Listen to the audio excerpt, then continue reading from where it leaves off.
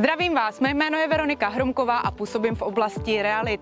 Díky své profesi jsem se stala ambasadorkou pro stavební firmu Top Mobile House a dneska se nacházím v Hodoníně, kde je zároveň i výrobní hala, ve které se připravují domy pro naše zákazníky. Pojďte se se mnou podívat.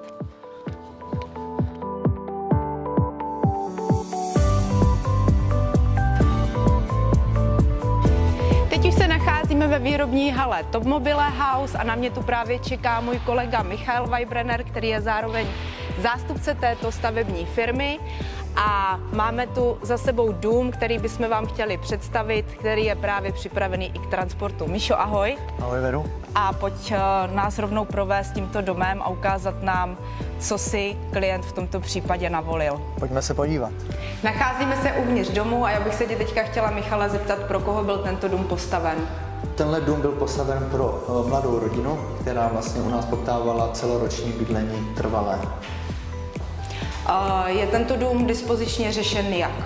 Tenhle dům je dispozičně řešen jako 3+KK, je to 57 metrů čtverečních. A jsou tady nějaké úpravy na přání těchto zákazníků? Na přání zákazníků jsme udělali úpravu v typovém domě Michal, kterým je zabudovaná teráska už přímo v domě. Tuto terásku jsme zrušili a osvědčili obývací pokoj.